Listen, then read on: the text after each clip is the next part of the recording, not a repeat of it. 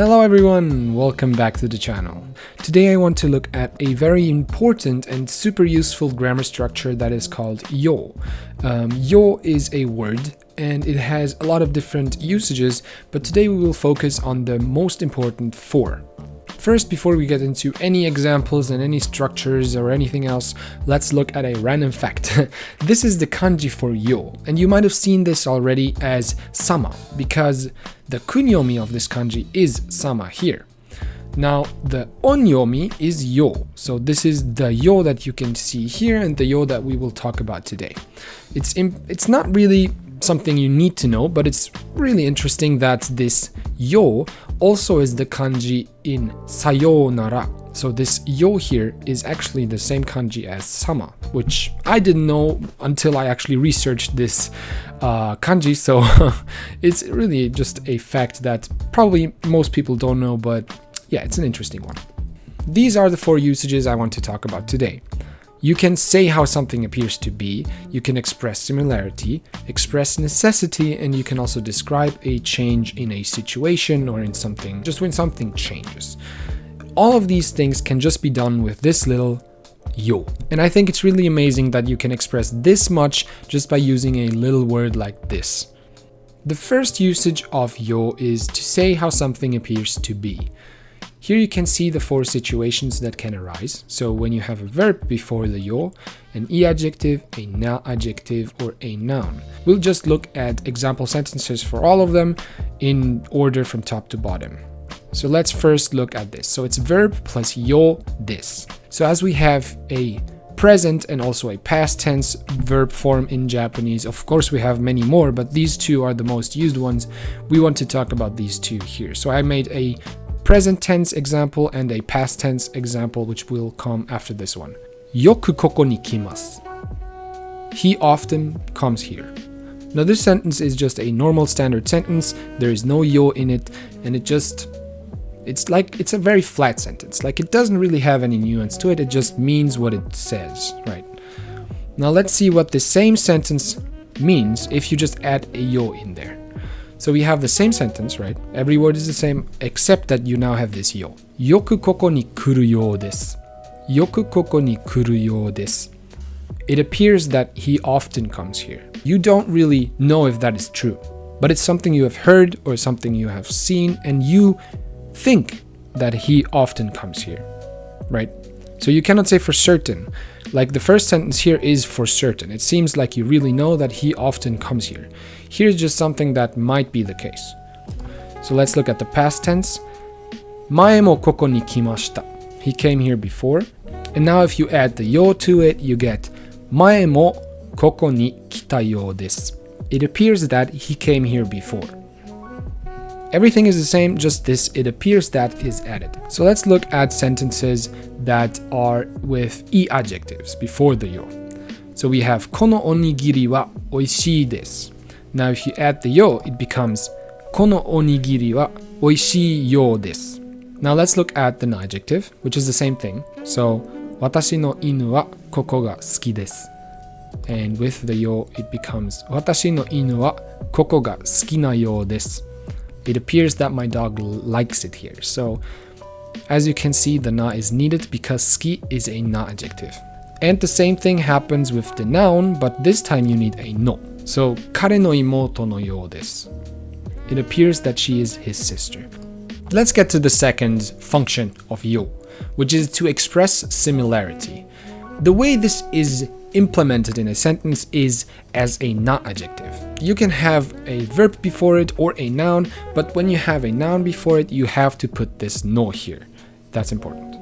And also, one thing to note is that whenever you have a na adjective, it can become an adverb, right? Any adjective can become an adverb. And when you do that, the na changes into a ni. And this yo ni form is used quite often. So this is very important, and I put it down here just so you keep it in mind, because there will be an example sentence about this as well. Kono yona tatemono ga yoku Nihon ni aru. Houses like this are common in Japan. I made this fat because このような is a very fixed phrase that many Japanese people use. And it is very important that you know this phrase. It's just always the same. It's just このような and then a noun. So something like this. If you want to say an ice cream like this is, I don't know, delicious, then you can say このようなアイスクリームは美味しいです. Right? Always the same. All right, let's get to the next one, and it's チョコレートのような匂いがしてます. It smells similar to chocolate. I think this one is quite self-explanatory, but you can see that チョコレート is a noun, so you have to use no before it, and because yo is a na adjective, or it is treated like a na adjective, you have to put this na after it. The third example sentence is ピューディパイのような YouTuber になりたいです. I want to become a YouTuber who is similar to PewDiePie. I wanted to word this weirdly like this because it really emphasizes this expression of similarity. Because I could have just said, I want to become a YouTuber like PewDiePie, right? So who is similar to is not really necessary, or it's just a weird way to say it. But this really shows you that you can say, or what you can express with this no yo na. And as you can see, PewDiePie is a noun or a name, so again, this no is needed.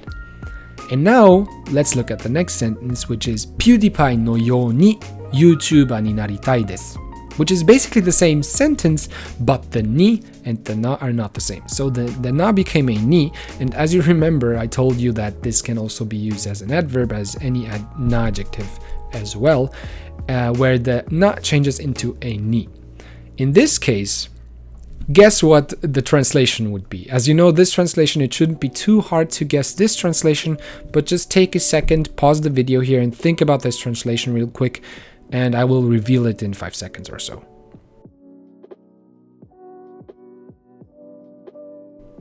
All right, I hope you thought about this a little bit, and here we go. I want to become a YouTuber similarly to PewDiePie.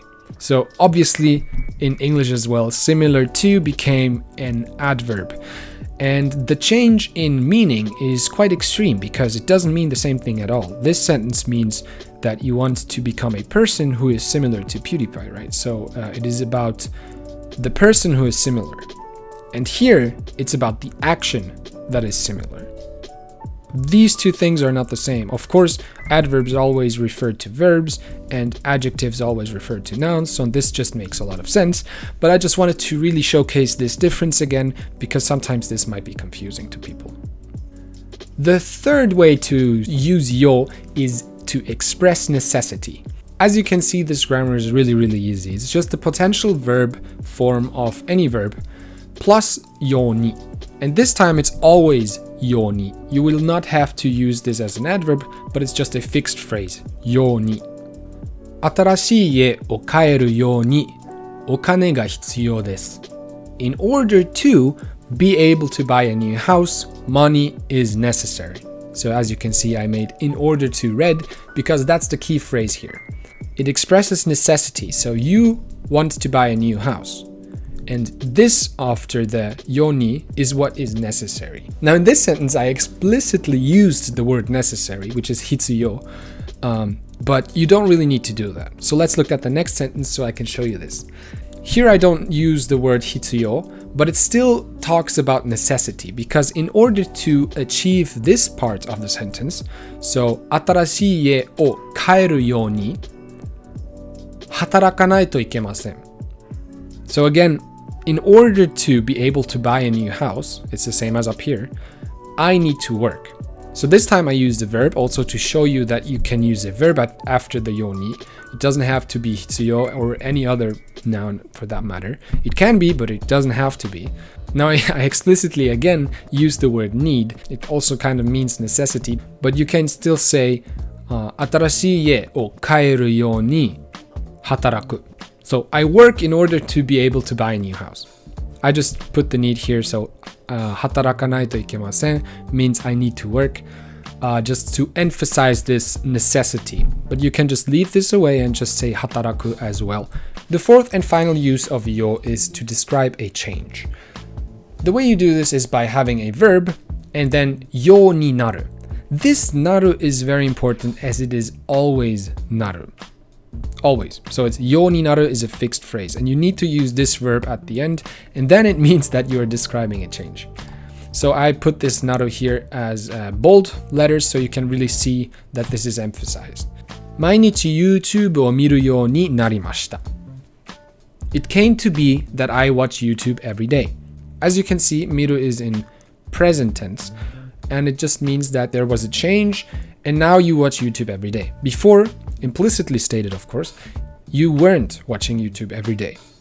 So this yoni can help you like describe a situation that now changed, which is very useful, by the way. Not many words can be this concise and give you this much meaning to a sentence.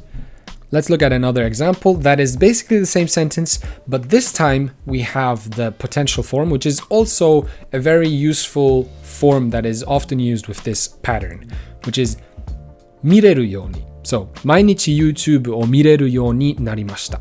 I became able to watch YouTube every day. Again, there is a change of situation, something changed. And this ようになる, ようになりました really shows you that before you were not able to watch YouTube. Of course, we don't really know the reason this person says that, but imagine he had a job, so he couldn't watch it every day because he had to go to work. But now he lost his job, and now he says this sentence because now he became able to watch YouTube every day.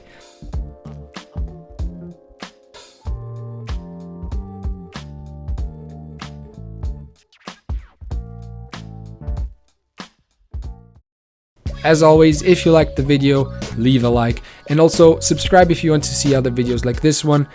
Thank you so much for watching, and I will see you in the next one. Mata ne!